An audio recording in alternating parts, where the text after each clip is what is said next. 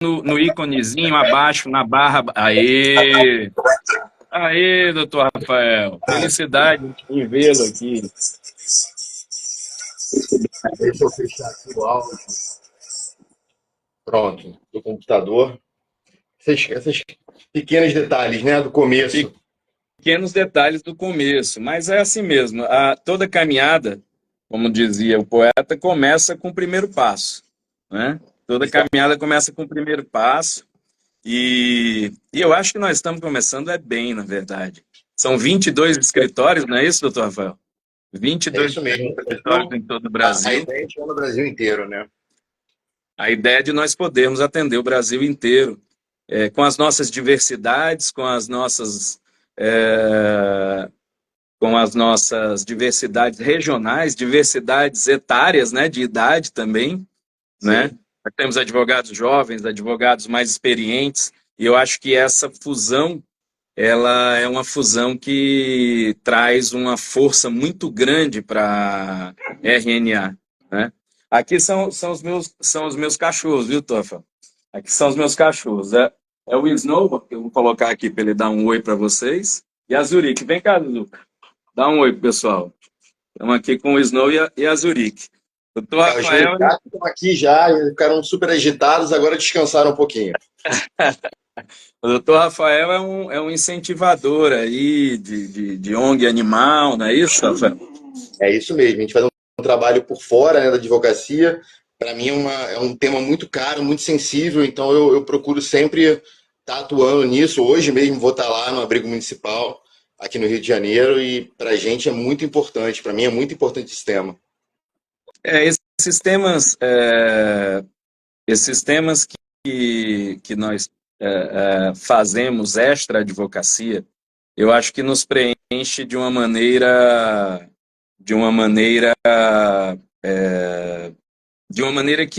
que nenhuma outra área da advocacia nos preenche, né?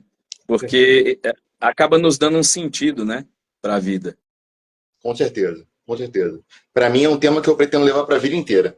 Junto com a advocacia em paralelo, talvez às vezes intercalando quando preciso for, mas é um tema que para mim é importantíssimo. Maravilha, maravilha. Bem, o doutor Rafael, ele na verdade, a nossa live de inauguração seria na segunda-feira, dia 18.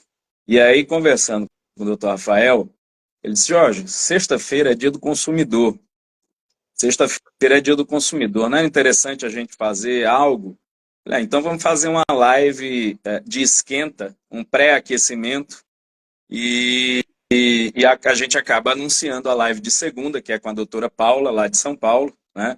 Vai tratar do uso capião familiar, uma matéria interessantíssima. Então já fiquem aí, eu prometo para vocês que essas intercorrências de hoje vão ser corrigidas para segunda-feira. Então a gente vai ter sim a live no YouTube na segunda. E, e aí o doutor Rafael, com essa ideia, eu falei, então vamos lá, vamos falar um pouco sobre direito do consumidor, vamos falar um pouco sobre o que esse ramo do direito ajuda a nossa sociedade, né, doutor Rafael? E aí Sim, eu deixo a palavra um pouco contigo aí, para você contar um pouco da tua experiência, se quiser contar como chegou até a Rede, né, Nacional de Advogados, e a palavra é sua. doutor Jorge, na verdade, claro, eu acho que o direito do consumidor é um tema muito, muito relevante para todos. Vou falar um pouquinho da minha história primeiro. Eu tenho já para 15 anos de formado. Eu saí da Universidade Estadual aqui do Rio de Janeiro e entrei no escritório, num grande escritório aqui no Rio, no Siqueira Castro. Fiquei na parte contenciosa estratégica do Siqueira Castro e parei um pouquinho para fazer concurso público. Eu sempre tive a ideia de que com direito a gente tem que conseguir melhorar alguma coisa. Melhorar o mundo, melhorar alguma coisa, fazer alguma coisa para a sociedade, tá? Então eu busquei o Ministério Público, queria trabalhar em tutela coletiva no Ministério Público. Fiz concurso, passei para cargo de analista e etc. Mas chegou um momento na minha vida que eu decidi parar com os concursos, voltar para a advocacia e começar a pegar forte na advocacia na minha área de especialidade, de paixão e tal, que é o direito do consumidor. Porque eu acho que essa área do direito do consumidor atinge muito as pessoas, né? As pessoas Uhum. não sabem, muitos não sabem, mas grande parte das relações que a gente tem no dia a dia estão abarcadas pelo direito do consumidor. Direito civil, contratos e tal, e direito do consumidor como um todo. Então, eu acho importante a gente fazer essa live, importante a gente estar sempre explicando para as pessoas, colocando, olha, você tem direito aqui sim. Muitas pessoas não sabem mesmo. Coisas básicas, tá? Telefonia, metrô, ônibus, energia elétrica, como você bem disse hoje mais cedo, tudo isso está envolto no direito do consumidor e muitas pessoas têm direito, têm muitos direitos, porque o nosso Código do Consumidor é um dos mais protetivos e mais evoluídos do mundo, na verdade, e elas não sabem.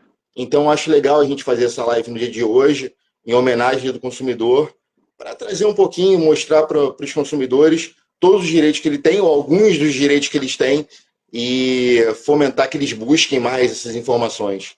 Acho legal. E toda a sociedade é uma live de unanimidade, né? Porque toda a sociedade é consumidora, né? Em algum grau, todos são consumidores, né? Exato, Às exato. vezes eu não tenho um plano de saúde por questões econômicas, não posso ter, mas né, todo mundo tem uma conta em banco, todo mundo usa hoje um serviço de telefonia celular, né? Energia, né? Nós fomos vítimas hoje aqui no nosso YouTube, doutor Rafael, da Enel, né? Essa variação acabou complicando, estava tudo direitinho aqui, fomos vítimas da Enel. Mas a tua palavra sobre o direito do consumidor e sobre o consumidor como um todo, ela, ela, ela vem ao encontro, né, daquilo que estava falando no começo, né, que o consumidor e o direito do consumidor está em tudo que a gente vê na sociedade, né? Ou quase tudo, né? Não, Existem outras relações, mas em algum grau está praticamente em todas as esferas, né? sim, o Código Consumidor ele busca ampliar o conceito de consumidor. Ele traz em artigos diversos, ele traz no artigo 2º, falando que o consumidor é toda pessoa física ou jurídica que adquire ou utiliza produto ou serviço como destinatário final.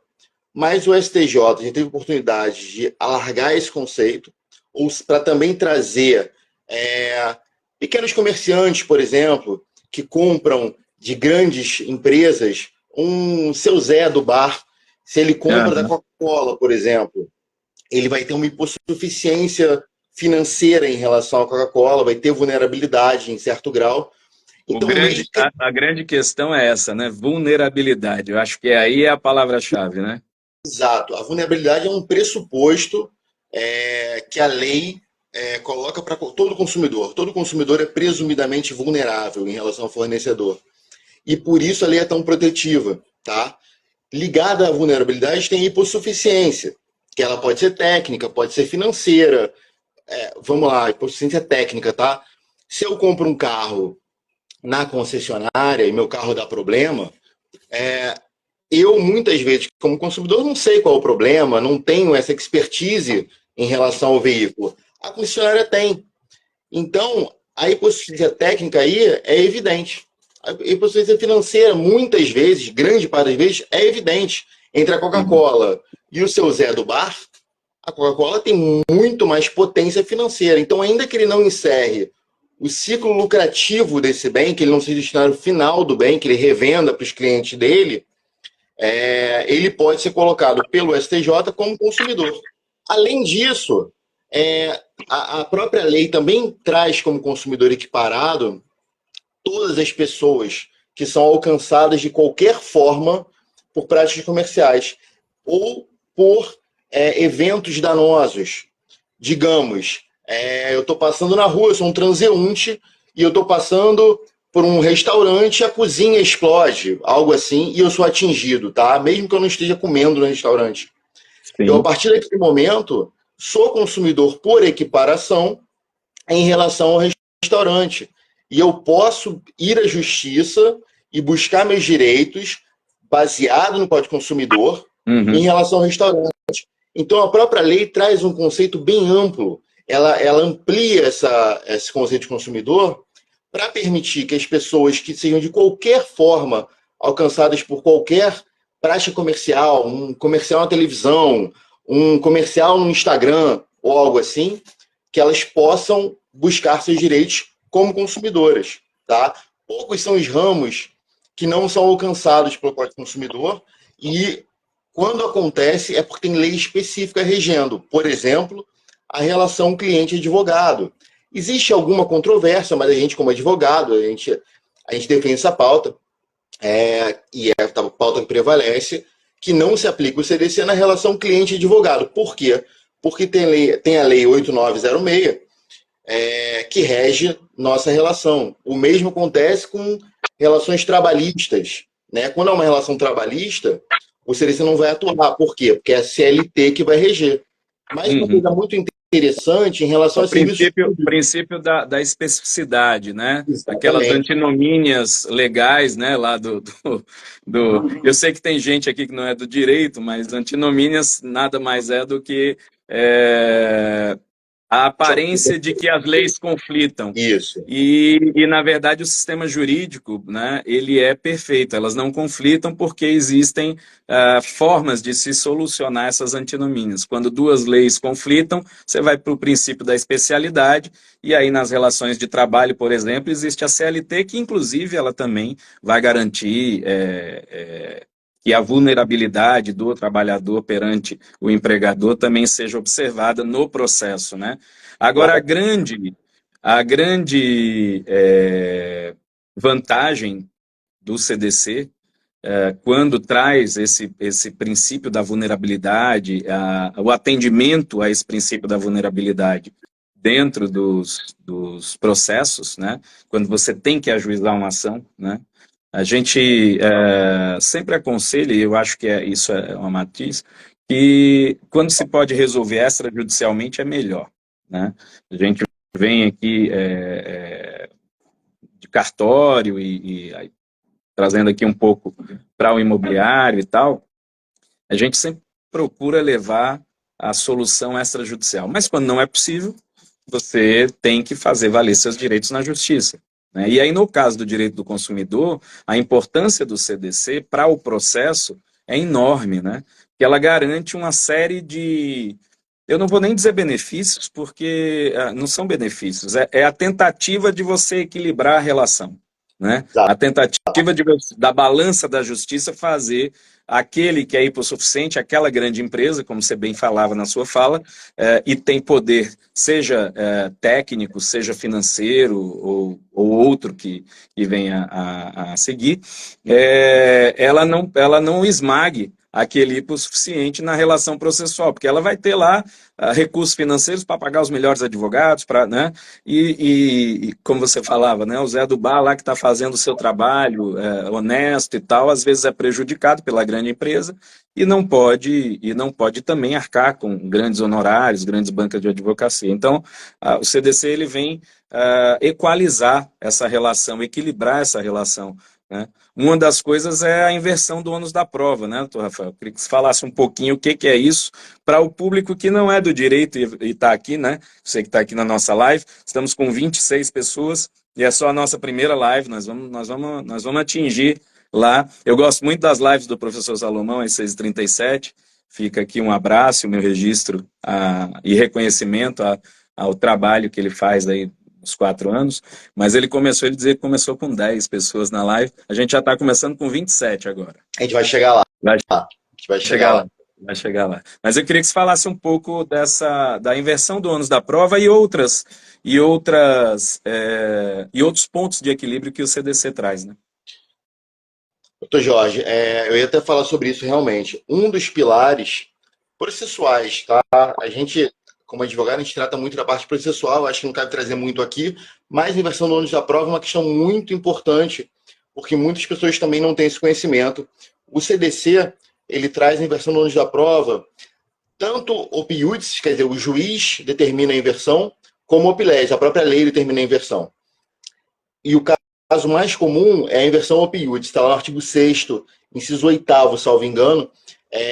Toda vez, basta o consumidor, tá, trazer uma alegação verossimilhante que o próprio CDT coloca para o juiz, a faculdade, isso acontece na grande parte das vezes, o juiz inverte o ônus da prova e coloca o fornecedor do produto ou serviço para provar. Eu passei por isso já uma vez, eu parei num supermercado, quando eu fui ver meu carro, ele estava arreado. E aí eu chamei o supermercado, falei, olha, meu carro está arreado. Eles falaram, olha, não temos câmeras aqui, cabe a você provar que seu carro foi errado aqui dentro. E aí a gente que sabe, eu falei, não é assim. Vocês, como fornecedores do serviço de guarda de automóvel, que é o estacionamento, vocês têm que provar, existe a inversão do ônus da prova, e vocês têm que provar que não houve um incidente aqui dentro. Eu não posso fazer isso, eu não tenho meios para fazer isso. Vocês têm. Vocês têm o dever de ter câmeras aqui. E no caso concreto, foi eu, o judiciário, infelizmente teve que ir, e ganhei a causa. Por quê? A inversão do ônus da prova. Tá? O mesmo acontece... Isso faz todo sentido. Você imagina que você estaciona seu carro num estacionamento de um shopping, ou de um restaurante, ou de um supermercado que seja. Como é que você vai instalar a sua câmera lá? Quem tem que ter câmera são eles, né? Quem tem que ter câmera... O consumidor não tem como instalar na propriedade deles uma câmera para provar que não houve o dano, né? Então, se eles agiram aí, nesse caso, talvez com negligência, né? Com negligência, porque não tomaram o cuidado devido na instalação das câmeras, né? Para a guarda dos veículos dos clientes, né? Então, eles que arquem com a consequência da negligência, não é isso? O JP Traco Arquitetura pergunta, doutor, se eu cair em frente de um estacionamento comercial por motivo de um buraco na calçada, ou calçada mal cuidada, isso entra no mesmo caso? Olha, depende se o buraco está no estacionamento, dentro do estacionamento do estabelecimento comercial, ou na rua de fato, tá? Se for na rua de fato, não entra no CDC. Por quê? Porque o cuidado das calçadas é do poder público, tá? E isso é um serviço público, e até me permita colocar esse parênteses, o Código do Consumidor incide sim nas relações do cidadão com o poder público, ou com concessionárias, permissionárias. A diferença é se o serviço é uti-singuli, se ele é prestado individualizadamente, ou se ele é uti-universe, que ele é pago indiretamente por tributos, tá? O cuidado das ruas, das calçadas públicas, do poder público, é um serviço uti-universe. Então, o poder público faz para todos, a rua é um bem público, tá? E aí não incide o CDC. Se o serviço for uti-singuli, tarifa de metrô, passagem de ônibus, iluminação nas nossas casas, né? Pedágio, etc. Estradas pedagiadas, né? Isso são pagos por, a gente chama de tarifa, preço público, né? Ou tarifa. Exatamente. E aí sim, incide para o consumidor, tá? Acontece muito nas concessionárias, né? Quando o poder público ele dá concessão para o ente privado realizar, né? E aí a responsabilidade é objetiva, né? Exatamente. O poder público pode sim ser considerado fornecedor numa relação de consumo. Órgãos personalizados também podem, desde que o serviço seja uti-singuli, tá? A luz agora, da sua casa, não a luz da rua, a luz da sua casa. Agora, se eventualmente o plano diretor daquele município coloca para o proprietário que a frente da calçada do estabelecimento dele é de responsabilidade dele, aí pode haver, né, nesse caso, uma responsabilização, né? Pode haver, nesse não caso, acho que vai incidir o CDC, mas pode haver sim, mas aí a questão é de direito administrativo, tá? Por uma responsabilidade que o estabelecimento, né, o condomínio, ou a pessoa tem pela calçada à frente da sua casa. Então poderia haver sim, só não incidiria o CDC porque não é uma relação de consumo, é uma relação de direito administrativo. Sim. Mas também na relação de direito administrativo, a responsabilidade do Estado é objetiva, né? Então, também é objetiva. Pela Então, própria ele Constituição. pela própria Sim, Constituição. pela própria Constituição. Então, o cidadão, na relação com o Estado, né, a Constituição, o nome da nossa Constituição de 88, aí já entrando aqui no direito, é a Constituição Cidadã, né? Conhecida como a Constituição Cidadã. Veio trazer, depois de um longo período de regime militar, com algumas cessações de garantias e tal, veio trazer direitos, né, e deveres também, né? A gente fala muito de direitos do cidadão, mas também há deveres, direitos e deveres, de maneira que a cidadania fosse garantida de forma plena. Né? Com E aí, certeza. dentro desse bojo, a hipossuficiência, Estado, a pessoa física foi muito valorada, né, nos princípios e fundamentos da Constituição de A própria 1988. Constituição, ela coloca como princípio fundamental a defesa do consumidor, está no artigo 5º da Constituição, e como um dos pilares da ordem econômica, a proteção do consumidor. Tanto a Constituição de 88, que é a nossa Constituição Cidadã, que até hoje vigente, exigiu que o poder público editasse uma lei protetiva do consumidor e acabou sendo editado assim o Código de Defesa do Consumidor de 90. Dois anos depois, em 90, saiu o Código do Consumidor. Exato. E está até hoje vigente. E está até hoje vigente. Eu queria... Ainda há muitas conquistas efetivas e práticas a serem tomadas, né, a serem realizadas na nossa sociedade. Eu vou insistir um pouco aqui com o tema lá da Enel, doutor Rafael, porque eu não acredito em acaso. Né? Ontem pela manhã, nós estávamos até conversando, né, no nosso grupo da rede, que horário seria melhor, sempre para entregar da melhor maneira para o público, né? Se de manhã, se à noite, como é que seriam os formatos, né? A gente está começando, estamos realizando aqui testes para entregar o melhor conteúdo possível para todos, né? Então, ontem a gente conversava e eu estava fui fazer umas compras de urgência aqui para casa, 3 crianças e tal, e me encontrei com o administrador desse grupo, do Avança PDD, Avança Porto das Dunas. Porto das Dunas é um bairro da comarca de Aquiraz, região metropolitana de Fortaleza, bem pertinho mesmo, 20 quilômetros do centro de Fortaleza, e é onde está o Beach Park.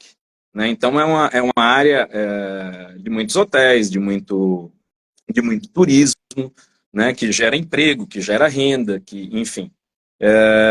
E tem sofrido demasiadamente com as faltas de energia, oscilações de energia. O pequeno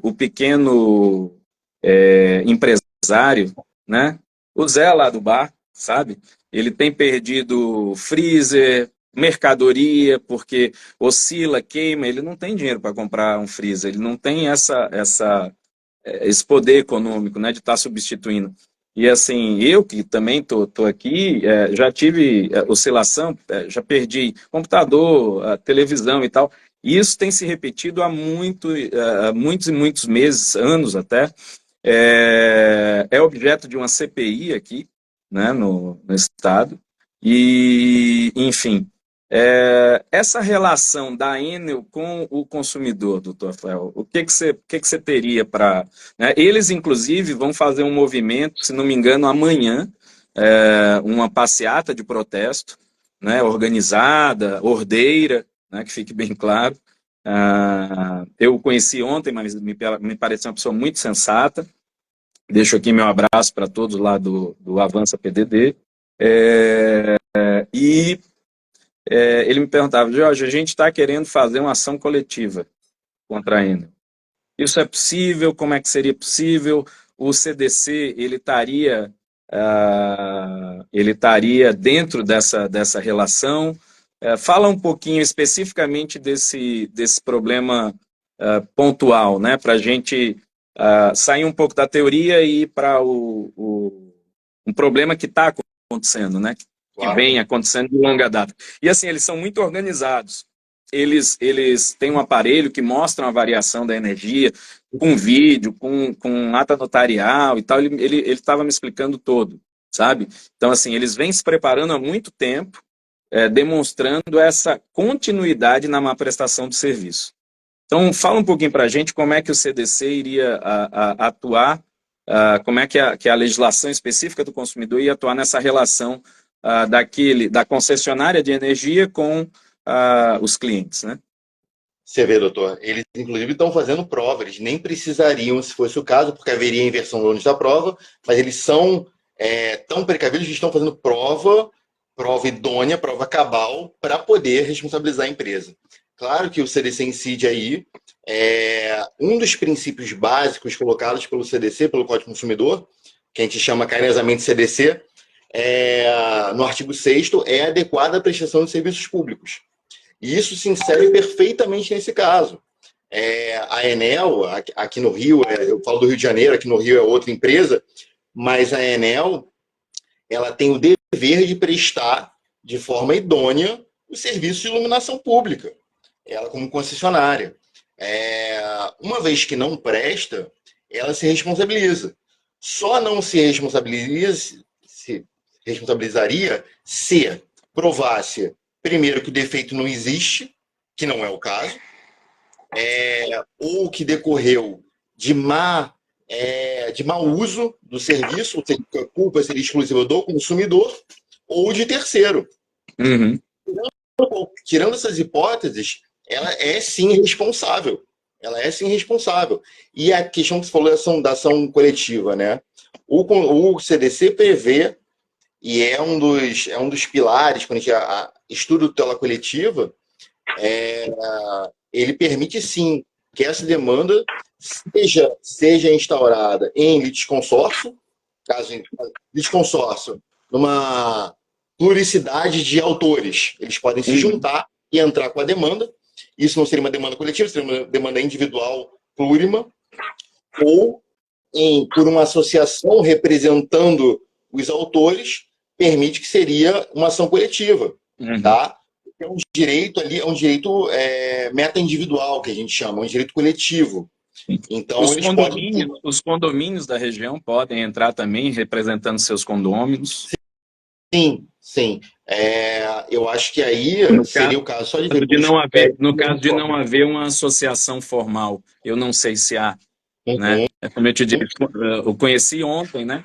Então, realmente não sei essas peculiaridades. Eu vou fazer o seguinte, porque senão, você que defende os animais, você vai acabar fazendo uma denúncia. Eles estão com fome. Eu vou liberar aqui a porta para eles irem comer. Eu não quero ser acusado de maus tratos, viu, doutor? Eles têm prioridade sempre. Para mim, pelo menos, prioridade sempre. Sim, então nós dizíamos, poderia ser então aí a ação coletiva, e aí teria que ser por meio de uma associação, né? Uma associação ou algum órgão de representatividade. O Ministério Público, eles podem ir ao Ministério Público estadual, aí, fazer essa denúncia, e o Ministério Público, como legitimado extraordinário, pode entrar em face da ANEEL representando todos aqueles que são atingidos de alguma forma pelo problema. Os direitos meta-individuais se subdividem em 3 grupos, tá? De interessados. Eles podem ser de interesse difuso, ou seja, alcança todos de uma forma geral. Interesse coletivo, alcança algum grupo ou categoria atingida por um fato. O direito individual homogêneo, que aí são indivíduos, porém com uma mesma causa comum, tá? E aí, qualquer forma, de uma forma ou de outra, permite-se que os órgãos constantes na Lei 7347, salvo engano, que é a lei da ACP, da Ação Civil Pública, que esse órgão vá representar a Defensoria Pública, o Ministério Público, vai representá-los, substituí-los, melhor dizendo, né? A mais técnica seria falar substituí-los, numa ação coletiva, e ganhando a ação, depois os indivíduos, basta que os indivíduos só executem aquela sentença coletiva e para receber o que tem direito. Então, sim, é possível, e o CDC foi inovador e permite isso desde 1990. Eu estou eu tô aqui, mas é porque eu tô aqui e tô respondendo aqui a turma no WhatsApp Claro. que tá querendo entrar. Então, mas tô, sabe o que que é? Foi corrido, mas deu tempo. Ó. A gente fez uma canequinha da RNA. Tô aguardando a minha. Já faço parte da DNA, tô aguardando só a É, minha. tá A minha tem que faltando. ir pro Rio. Mas olha, eu hoje vou sortear três. Ô, legal, Três canequinhas. Três canequinhas da RNA, tá? que legal. Eu estou pedindo lá no grupo, nosso lá do WhatsApp, Uhum. que, que alguém organize. Então, quem está aqui e está lá também no grupo, eu sei que tem aqueles sorteiozinhos aleatórios, né, que faz pela internet. Se alguém Sim. puder fazer para eu continuar aqui o bate-papo com o Dr. Rafael, que está muito bom. O Rafael está esclarecendo uma série de pontos importantes aqui para o consumidor. Eu tenho certeza que quem está aqui na live está sendo brindado aí com muita informação de relevância, né? E também, além de tudo, como não poderia deixar de ser, como bom carioca, é uma simpatia. Rafael, é uma Pô, simpatia, como todo bom carioca, né? que isso. Carioca É, ou Fluminense? Eu sempre tenho essa. carioca. Competência do Estado. Eu É sou do carioca da estado, Gema. tá? É do estado do Rio, do estado do Rio. Eu sou carioca da Gema. Eu sou do Rio, capital, nascido e criado. E gosto muito. Gosto muito. Defendo muito nossa cidade. Tem alguns problemas, infelizmente, né, de segurança e tal. Mas é uma das cidades que eu conheço. Eu já tive a oportunidade de viajar para alguns lugares. E para mim, o Rio de Janeiro, em termos de beleza cênica, de beleza natural, assim, é um dos mais bonitos. Eu gosto muito do Rio de Janeiro. É, Faço programas de turista aqui no Rio, adoro ir ao Cristo, adoro ir ao Pão de Açúcar. Vou sempre que posso, sempre que posso. porque no Nordeste a gente diz o seguinte: o Rio é massa. O Rio é massa. O Rio é Nordeste é massa. muito bom também. Já tive a oportunidade de ir no Nordeste e tem uma cidade maravilhosa no Nordeste. Gosto É, muito. o bom do nosso querido Brasil é esse, né? Essa Sim, diversidade, né? Aonde quer que nós estejamos, nós temos belezas das mais diversas, das praias, às cachoeiras, à mata, né? O com Brasil é certeza, muito rico. O Brasil é muito rico. com certeza. Fortaleza é lindo demais. Já estive em Fortaleza, é lindo demais. Ah, Gosto muito. obrigado, obrigado. Mas, Eu tô Jorge, aqui, eu uma coisa tô que eu acho aqui. importante. Ah, Fala, pode falar. Pode não, não, falar. vai você, vai você, vai você. Uma coisa que eu acho importante, você falou bem de estar explicando aqui alguns direitos e tal. Um dos direitos básicos do consumidor é o direito à informação e educação. Quando a gente fala em educação, eu defendo muito isso desde que eu estava na faculdade, que eu aprendi, que eu tive contato com esse ramo do direito. Direito à educação que todos têm que saber. Inclusive, todos os estabelecimentos comerciais são obrigados a ter uma cópia do CDC. Então, se você tiver qualquer dúvida, olha, pô, será que cabe aqui e tal? Você pode ir lá no estabelecimento comercial, qualquer um, e falar: você tem o CDC? Eu queria dar uma lida, por favor. Olha aqui, tá aqui. E eles são obrigados a ter o CDC, tá? E eu acho muito que em faculdades, ainda que não de direito, tá? Em faculdades, mesmo nas escolas, direito cívico, nas escolas, a gente deveria aprender um pouquinho da Constituição, que é essencial para todos, é a nossa lei maior, né? E o CDC. É a base do nosso sistema jurídico, né? Com certeza, com certeza. E eu acho que é importantíssimo. Direito é chato, quem não faz direito, né? O pessoal de exatas e tal. Mas eu acho que quando a gente sabe dos nossos direitos, a gente pode se colocar melhor no mundo, Sim. no dia a dia, entende? Eu acho muito E importante. o Eu até direito pode ser descontraído e desmistificado, que é a nossa tentativa aqui na rede é essa democratização também do direito, né, Tô, Rafael? com certeza. Essas lives, elas prezam. É claro que a gente tem que, nós, operadores do direito, principalmente, temos que nos preocupar com o rigor técnico, passar a informação de forma correta. Agora, a linguagem, ela pode e deve ser, aliás, é uma orientação do CNJ, né, agora, recente, para que os próprios juízes, operadores do direito, procurem ter uma linguagem não errada do ponto de vista gramatical, do ponto de vista, mas uma linguagem mais simples, para que aquelas pessoas que não são operadoras do direito possam se sentir acolhidas e compreendam, né, os documentos judiciais, né, as petições, as decisões de uma forma até mais democrática, mais ampla. É claro que a gente falar que a justiça e os usuários da justiça são consumidores, não, mas há uma certa equiparação, eles estão se utilizando de um serviço, né, que precisam, né, estão ali porque precisam, ninguém vai à justiça porque quer, né, vai porque precisa. Né, e aí você ainda chega e você ainda chega e não consegue compreender certas coisas, então essa desmistificação e essa democratização é uma das nossas bandeiras aqui na RNA também, com esses programas semanais, né, Tafa? Com certeza. A democratização do direito como um todo, você vê, a lei dos juizados permite, antigamente, só com advogado. Então tinha, não, tem um problema jurídico, eu tenho que buscar um advogado que vai entender, vai poder traduzir o meu problema para a justiça. Hoje em dia, desde 99, a lei dos juizados permite que pessoas físicas não advogados vão à justiça e busquem seus direitos diretamente. Em causas até 20 salários mínimos, permite, a lei 9.099 permite que pessoas físicas vão à justiça sem necessidade de advogado e busquem seus direitos. E acontece muito dentro do direito consumidor isso. Problemas com telefonia, problemas com energia elétrica. A pessoa vai e lá ela é assistida no fórum pela Defensoria Pública, que está lá por um advogado ativo, né, alguém que vai acompanhá-la. E ela pode se reduz aquela reclamação dela a termo, né? E aí o processo se inicia, né?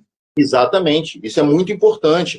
Os jargões jurídicos, os brocardos latinos, né? A gente usava muito, grande parte usa ainda, tem isso aí na sua educação, mas fala algumas coisas latinas e tal, e não é necessário hoje em dia. Quando a gente vai falar com um cliente, o ideal é que a gente seja o mais simples possível para exatamente democratizar, para que seja um papo com o cliente, que ele possa entender as questões dele, trazer para a gente, e a gente depois, de forma técnica, leva ao judiciário.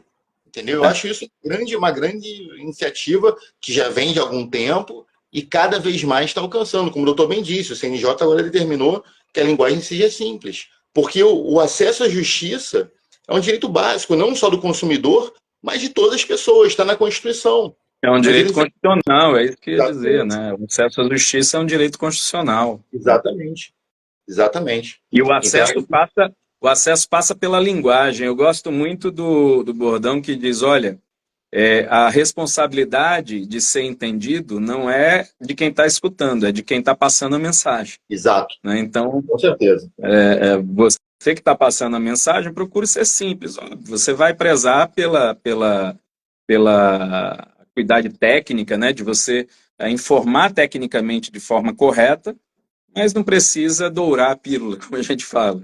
Né? Entrega a pílula do jeito que ela é, as pessoas vão entender, e eu acho que essa é uma luta dos deve ser uma luta dos operadores de direito para que haja democratização. Agora eu queria, assim como último assunto a gente já está aqui 8h30 da manhã, atrasou um pouco por conta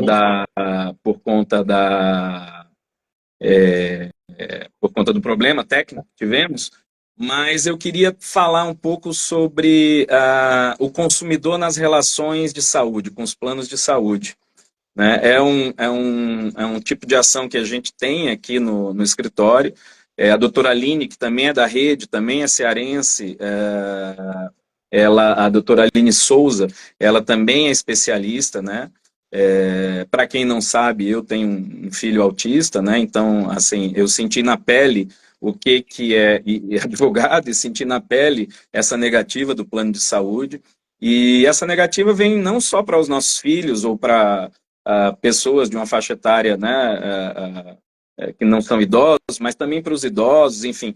Os planos de saúde, eles têm sido campeões, né, nas reclamações e no ajuizamento de ações contra eles, num momento tão difícil que as pessoas passam, que buscar aquele plano de saúde que elas vêm pagando regiamente em dia, caros, né? Muitas vezes caros, planos de saúde caros, e na hora que precisam, se deparam com a negativa. Então a pessoa já é consumidor, está numa relação de hipossuficiência. Está fragilizado porque quem vai procurar o plano, ele não está bem.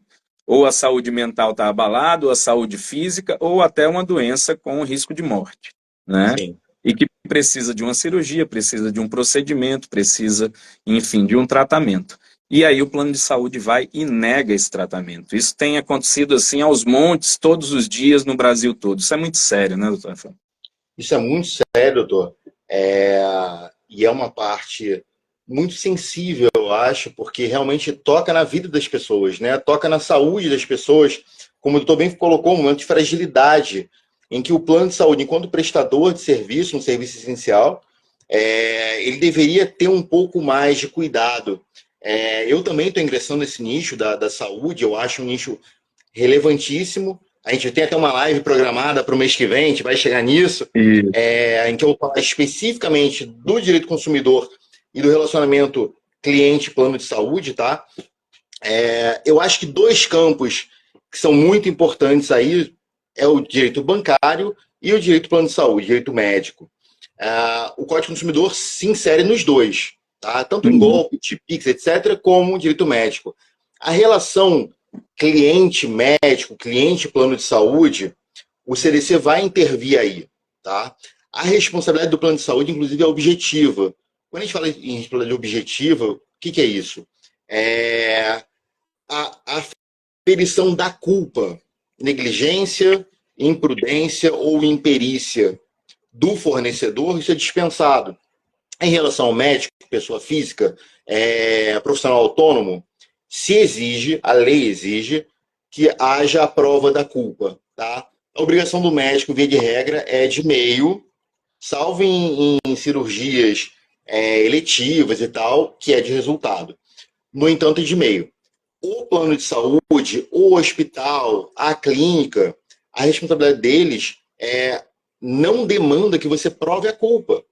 Então você prova tão somente o problema que você teve, a má prestação do serviço E o e o dano, dano, ou risco de dano, porque o CDC o risco. ele é preventivo. Ele não exige que você tenha um dano.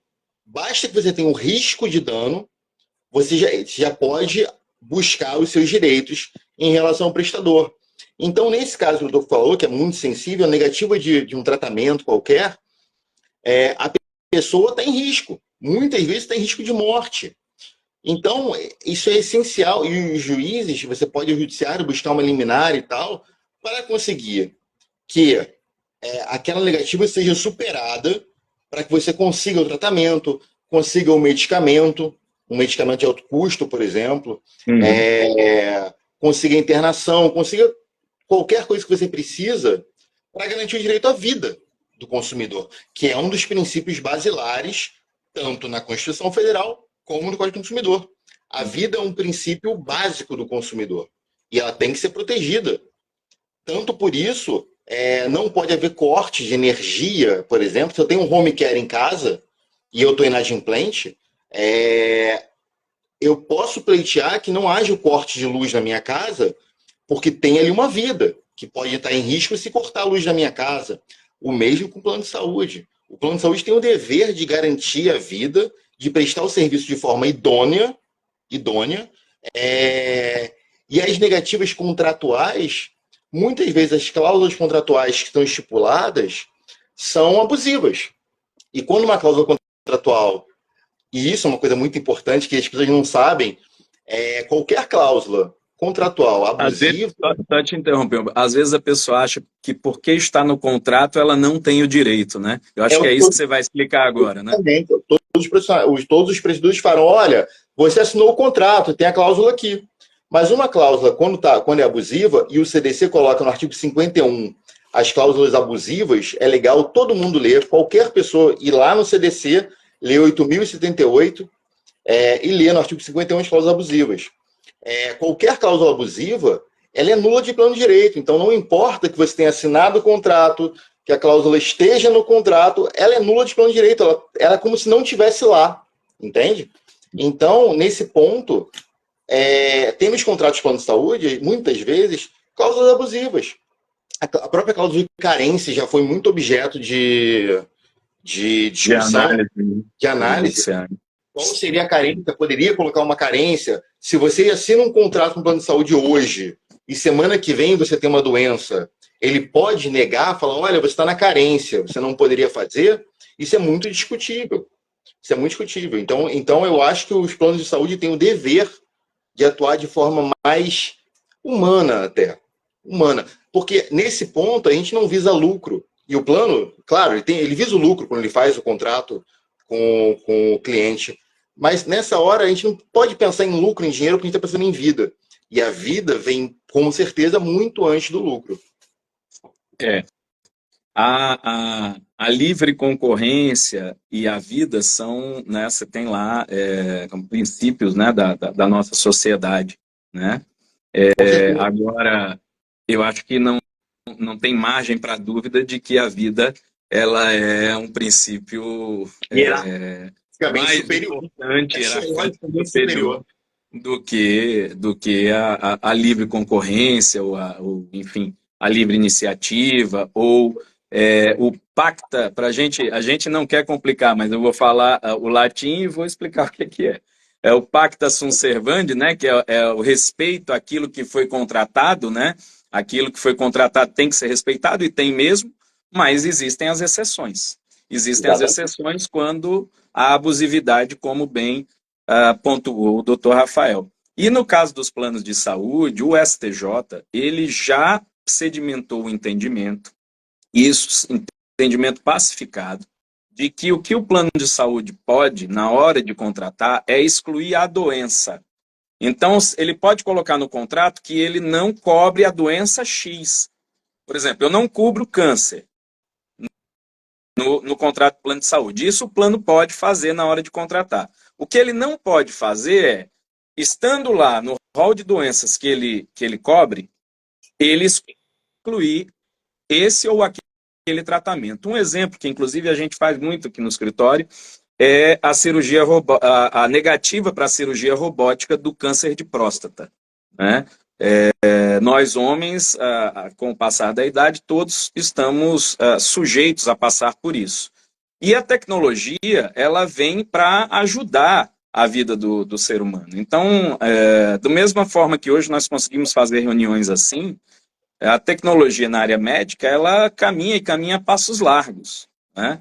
Então, não cabe ao plano de saúde dizer se vai ser feita uma laparoscopia ou uma cirurgia robótica, que é muito mais precisa, menos invasiva, a recuperação é muito maior. E aqui eu não estou querendo fazer o papel de médico, é porque eu converso tanto com médicos, porque a gente precisa dos laudos para poder entrar na justiça, né, que a gente vai aprendendo um pouco dessas nomenclaturas médicas. Então, assim, a recuperação e os resultados são muito maiores, né? E uma doença que, se não tratada, tem risco de morte. Então, o plano quer se substituir ao médico e dizer que tratamento o paciente vai fazer, não me parece, aliás, não é, e já está decidido pelo STJ, uma prática legal. Ela é uma prática absolutamente ilegal, né? Então, o consumidor, ele tem... O plano, não cabe ao plano se substituir ao médico. O médico fala qual é o tratamento.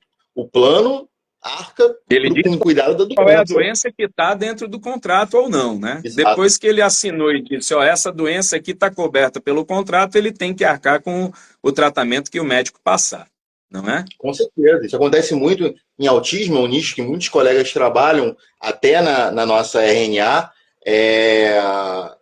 que tratamentos vários são hoje em dia vistos como melhores. Eu tenho colegas, tenho amigos que são neuropediatras, e eles falam, olha, às vezes musicoterapia é um tratamento, às vezes o tratamento mais...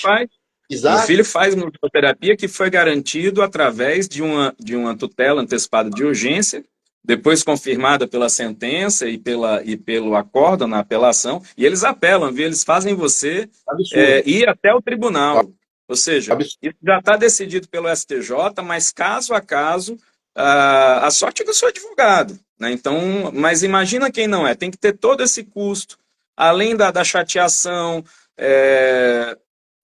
e aí, assim, vai Eles não querem aqui, expor, eles não vai querem aqui expor não, problema familiar. não é uma crítica, não é uma crítica ao judiciário, mas é vamos abrir os olhos, né? Porque quando às vezes a gente fala em dano moral, né, as pessoas acham que você quer se aproveitar de uma situação. Mas só quem é pai, quem é mãe de uma criança autista e tem uma negativa dessa no dia a dia e vê seu filho ter crises de ansiedade, sabe o quanto isso é desgastante. Eu estava lendo uma reportagem do Tafel outro dia que dizia que o estresse das mães com um filho autista que não é acompanhado e tratado se compara a soldados no pós-guerra. Esse é o estresse de uma mãe de um filho autista. Né? Na escala de estresse, eu não sei como bem isso é medido, mas a reportagem ela fazia essa comparação entre o que uma mãe, um pai, né, a família de um autista, os irmãos também, porque aquela situação ela acaba permeando toda a família, né? Claro. A mãe às vezes está mais próxima e tal, então assim, todo esse estresse é causado por uma negativa. Ora, e se isso não causa um abalo moral, eu realmente não sei o que causaria um abalo moral, Com né? certeza. É claro que ninguém está querendo aqui enriquecimento sem causa, não é isso, né? Mas é apenas para que a gente reflita, né? E tenha exercite um pouco de se colocar no lugar do pai e da mãe. E eu não estou falando nem pelo meu caso, não, tá? No meu caso, eu não pedi nem dano moral. Eu não pedi dano moral. Eu fui pedir só. Mas, assim, eu estou pensando em alguém que não é operador do direito, que se depara com a negativa, que não sabe o que fazer, muitas vezes acha que não tem o direito, se desespera, né? Eu já soube, já vi histórias de pai, de mãe, que veio a tomar uma atitude extrema de ceifar a própria vida porque não aguentava mais a situação, não conseguia o tratamento, não, né? Então, assim, a gente não sabe as consequências Claro. para a família e para a vida dos que cercam a pessoa com autismo quando o seu tratamento é negado. Doutor, eu vou um pouco mais além, tá? Eu respeito a decisão de não pedir dano moral. Eu acho, claro, que incide dano moral aí, o dano moral típico. Em muitas ações que eu entro, com coisas menores, com empresas de telefonia, etc., eu peço um instituto chamado Dano Moral Punitivo Pedagógico, que ele é chamado erradamente dano moral aqui no Brasil, porque ele não é dano moral, é o dano punitivo pedagógico. Vem do direito norte-americano, né, Punitive Damages, que ele fala o seguinte: olha, diante de você ver uma reiterada atuação, uma reiterada conduta daquela empresa, daquele plano, daquela empresa de telefonia errada, contrária à lei e contrária ao direito do consumidor, o juiz pode e poderia e deveria, na minha opinião, na minha singela opinião, colocar um valor ali para quebrar essa balança, porque a gente sabe, muitas empresas colocam no cálculo, é um cálculo nefasto. Eles falam, olha, eu vou negar aqui para todos. Dos todos que eu vou negar, 60% vão entrar com ação, 50% vão ganhar ação e 30% vão ganhar, vão fazer acordo ou não e tal. Então, nessa matemática, vale a pena para as empresas, para os prestadores, continuarem negando um direito que é garantido. Mas eles negam mesmo assim, olha, a orientação da empresa a gente tem que negar, a orientação da empresa a gente tem que cobrar tal coisa, etc. E o juiz... O consumidor vira uma planilha financeira, numa Exato. área E o tão judiciário... cara ao ser humano que é a saúde. Exato. E o judiciário poderia, com esse instituto, aumentar a indenização, tá? E fazer com que essa balança quebrasse. Fazer com que não valha mais a pena. Fazer com que não valha mais a pena para o prestador deixar de entregar o direito que ele tem obrigação por lei.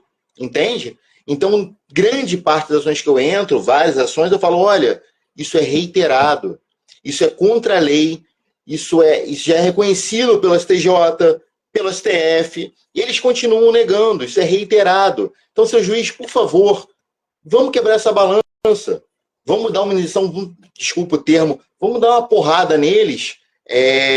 Chacoalhar, né? Dizer, olha, para, chega. Exatamente.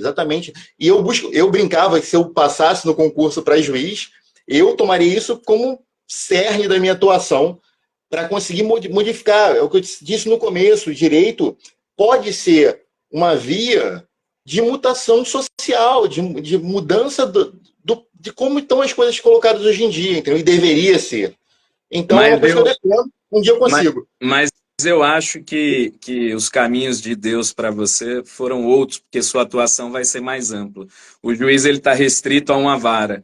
Você hoje está na RNA, a Rede Nacional de Advogados. Então você pode fazer isso que está disposto a fazer, ser um instrumento de mudança social por meio do direito em todo o Brasil agora. E vai ser, viu, doutor Rafael? E vai ser. A nossa rede, eu estou orgulhoso em falar isso, a nossa rede vem crescendo cada vez mais, contando com especialistas nas mais diversas áreas, a gente tem um trato ótimo, a gente se reúne, conversa, troca experiência, e vamos alcançar todo o Brasil, né? É a nossa pretensão, a gente vai chegar lá, depois fazendo novas lives, eventualmente fazendo cursos, a gente tem vários projetos aí, adiantando um pouquinho, a gente tem vários projetos aí, vamos chegar e vamos mudar alguma coisa. Com certeza. Eu queria só, eu falei que a saúde ia ser o último, mas eu sei que tem gente, inclusive da RNA, e eu sei que é um tema bastante recorrente nessa relação de consumo, esses golpes bancários, né? Tem sido um terror, né? Quem nunca recebeu pelo menos uma ligação e viu que era golpe, e quem nunca soube de alguém próximo que passou por um golpe. Eu mesmo tenho meu sogro, né, que foi vítima de 2 golpes, né, e nesse caso a responsabilidade dos bancos é objetiva também, né, acho que isso aí já está pacificado também pelo STJ, né? Exato. A própria lei, o próprio CDC prevê que a atividade bancária, financeira, de crédito, ela se insere como uma relação consumerista, tá? Mesmo assim, houve uma discussão judicial, os bancos tentaram que não se inserisse no CDC, e isso resultou na edição da súmula 279 do STJ, que fala expressamente que atividade bancária é relação consumerista.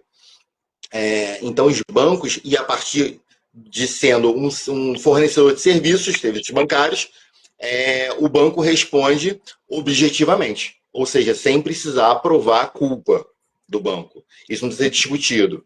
As instituições financeiras das mais diversas.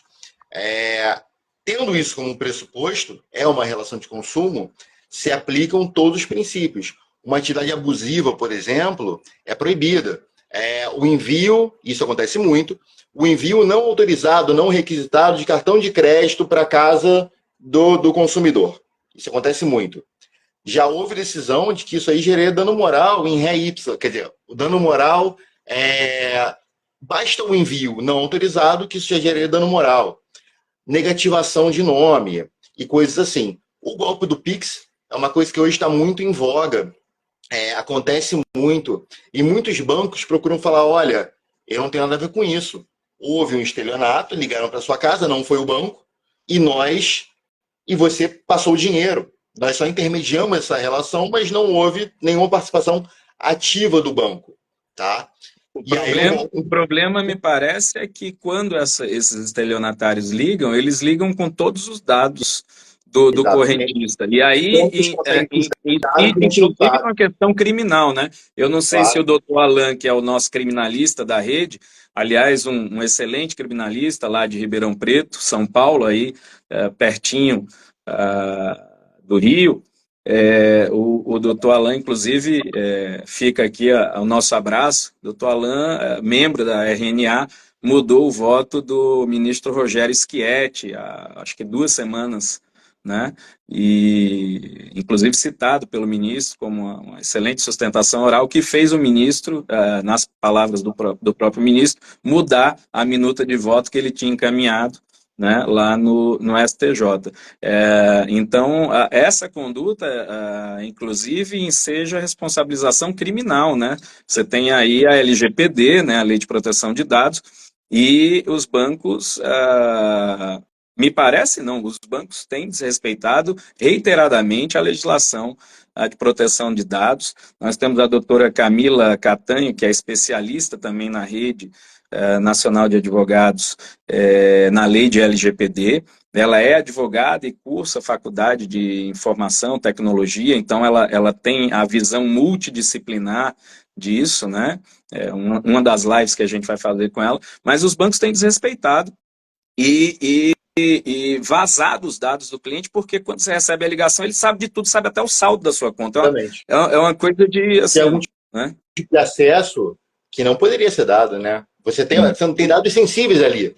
Dados seus pessoais, sensíveis, que não poderiam ser compartilhados pela LGPD, como o doutor bem disse, e são, reiteradamente, corre muito no mercado negro, que a gente chama, esses dados, nossos dados estão lá.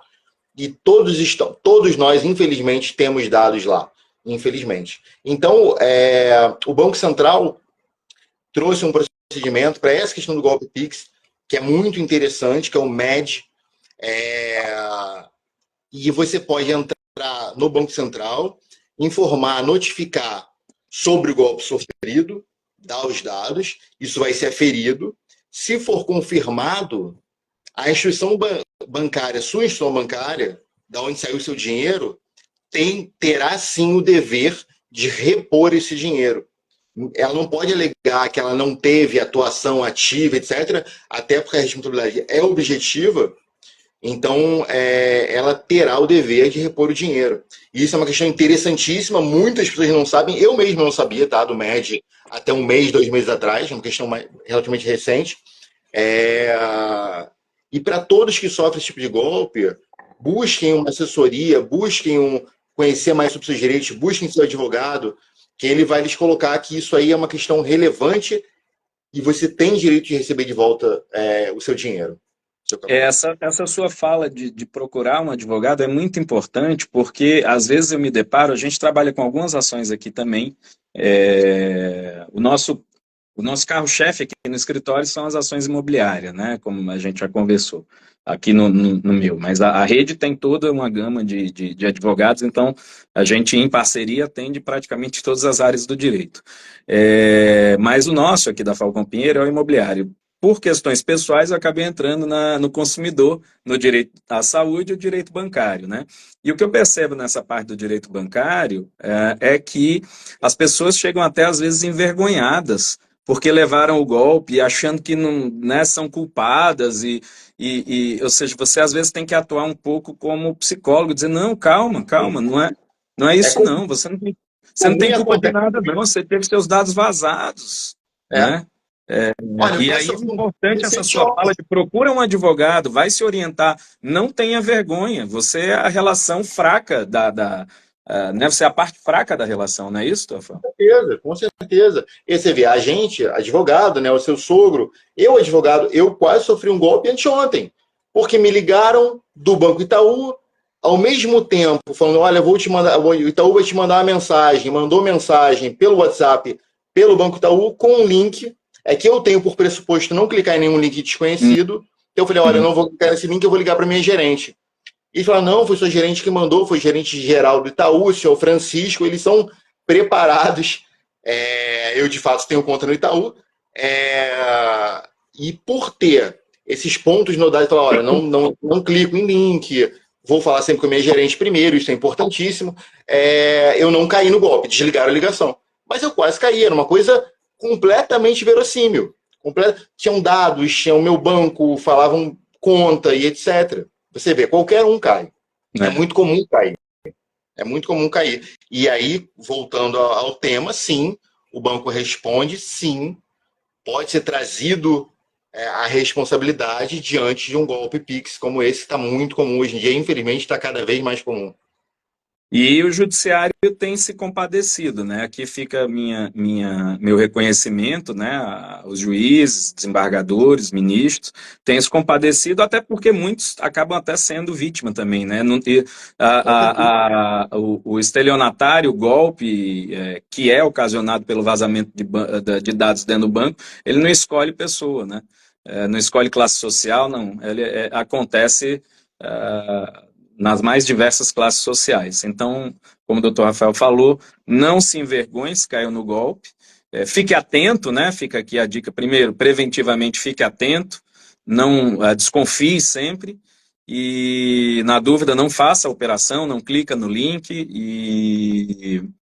mas se caiu no golpe, não fique envergonhado. Procure um profissional, procure um advogado da sua confiança que ele vai te orientar e no mais das vezes, conseguir liminarmente aí a devolução dos valores, né, a não inscrição do seu nome nos cadastros de restrição ao crédito, né, e para o mérito, cabe até o dano moral também nesse caso, né, doutor Rafael? Exato. Exatamente. Exatamente. Às vezes, Eu acho, às vezes a pessoa fica uma semana, duas sem dinheiro, inclusive para pagar as contas mais básicas, né? com certeza. E olha, e uma dica é a seguinte, como o Topo colocou, procure seu advogado e procure fazer algo a respeito o quanto antes. Porque quanto antes você buscar, você notificar esse golpe, etc., maior o seu direito de obter. Porque às vezes a pessoa demora 6 meses, etc., ou meses, para falar que Aí teve, passa a até conversar com alguém. urgência, né? Passa a urgência, né? Passa a urgência. Passa a urgência e fica mais difícil que ela consiga receber o retorno desse dinheiro. É isso, é isso. Bem, eu acho que para a live de inauguração aqui, pré-lançamento,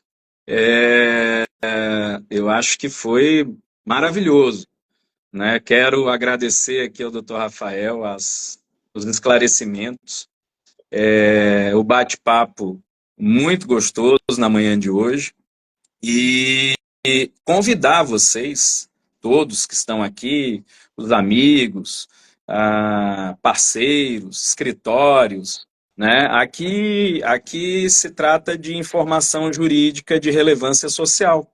Aqui se trata de, claro, a nós da rede nos colocarmos à disposição de vocês em todo o Brasil, mas antes de tudo, trazer informação relevante do ponto de vista jurídico, trazermos um pouquinho das nossas experiências, seja profissional, seja experiência da vida privada, nesse bate-papo aqui informal, né, sobre direito, sobre vida e tomando um café. Eu convido a todos na próxima segunda-feira, 7h30 da manhã, pelo YouTube. E também eu vou fazer nos dois para evitar qualquer coisa. Então, Instagram e YouTube, 7h30 da manhã, com a doutora Paula Amaral, lá de São Paulo, nós vamos tratar do uso capião familiar. E vamos conversar também, bater um papo com a doutora Paula sobre vida, sobre profissão, sobre a advocacia, enfim, sobre tudo isso. Deixa eu ver no grupo aqui se a turma conseguiu fazer o. Alguém conseguiu fazer o sorteio, gente, das canecas? Se não, a gente faz depois lá no grupo para os colegas. Se não conseguiu, a gente faz lá no grupo para os colegas. A doutora Brena disse que ia tentar, ia ver se conseguia. Estou vendo isso, precisamos de um post para quem comentar. Tá. Alguém conseguiu, gente? Falem comigo aqui, seja pelo WhatsApp ou pelo Instagram, se vocês conseguiram fazer o sorteio. A gente faz lá no grupo, né? A gente faz lá no grupo do WhatsApp para não alongar mais. 9 horas da manhã, 20, no pico deu 29 pessoas aqui. Muito bom, quero agradecer a todos, desejar a todos um excelente final de semana. Quero desejar a vocês paz, justiça social e que vocês possam lutar pelos direitos de vocês, não terem vergonha de lutar pelos direitos. É um pouco cultural nosso brasileiro não querer fazer valer os nossos direitos, né? Mas eu acho que isso aos poucos está cada vez mais mudando. Eu quero agradecer a todos, agradecer a participação e os brilhantes ensinamentos aqui que o Dr. Rafael nos propiciou hoje, né, nesse bate-papo, e Eu deixar que aqui agradeço a oportunidade. para as suas palavras finais aí.